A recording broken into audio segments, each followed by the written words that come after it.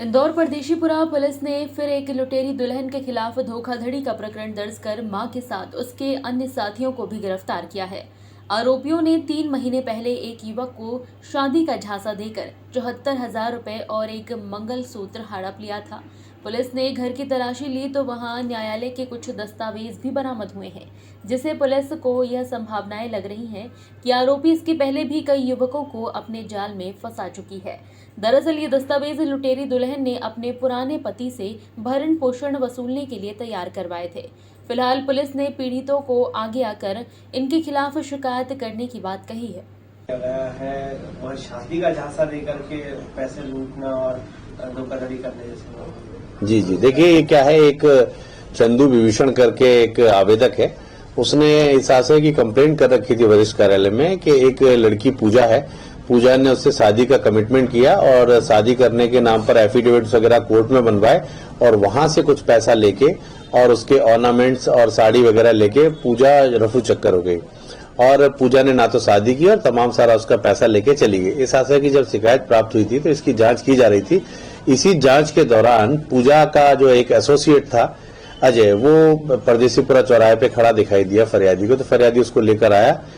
उसकी निशानदेही पर जब ने पूजा और लक्ष्मी को बुलाकर लाया, उनसे पूछताछ की तो मामला सही पाया गया और इस मामले में चंदू विभीषण निवासी टापू नगर की रिपोर्ट पर हमने पूजा, उसकी मां लक्ष्मी और उनका एक अन्य एसोसिएट महेंद्र, इन तीनों के विरुद्ध 420 का मामला कायम कर लिया है और चंदू विभीषण को इन्होंने 74,000 रुपीज उससे लिए और एक मंगलसूत्र, 100 चांदी की पायल और 2 साड़ियां उससे ले चुके थे और शादी करने का कमिटमेंट था, किंतु इन्होंने शादी नहीं की और ये सब चीजें लेकर रफू चक्कर हो गए थे।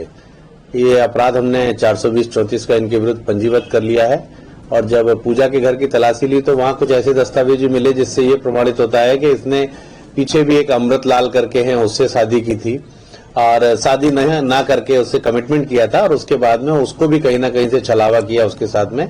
अब चूंकि वो हमारे पास फरियादी नहीं है, लेकिन अगर इस मामले में आता है तो हम उसको को विटनेस बनाएंगे। सर, क्या ये लीगल डॉक्यूमेंट बना करके दबाव बना दी थी किस तरह से, या जो है षड्यंत्र रची थी पूरा, या किसी को पहले से या रेकी कर दी थी कि इस व्यक्ति को झांसे मिले? देखिए क्या है, इसको इतना तो ये देख ही लेती थी कि ऐसा व्यक्ति जिसकी शादी नहीं हो पा रही है या कोई परित्यक्ता है, इस तरह का व्यक्ति है, तो उसको जो है ये चयन करके उससे शादी करने का कमिटमेंट करते थे और शादी को पूरी तरीके से महिमा मंडित न करते हुए कोर्ट मैरिज का ही हमेशा वो करते थे। इस संबंध में इन्होंने डॉक्यूमेंट भी बनवाए।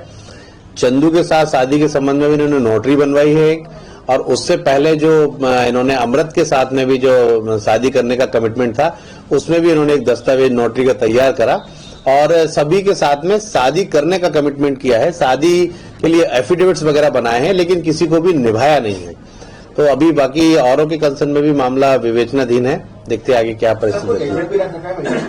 देखिए एजेंट बतौर महेंद्र जो इसके साथ में जो कोई एक्यूज है, वो महेंद्र भी इनके साथ यही काम करता था और एक जो लड़का अशोक है, अशोक मिला है तो अशोक भी इनके साथ यही काम करता, सब मिलके करते थे और जो भी पैसा इनको प्राप्त होता था सब आपस में शेयर कर लेते थे।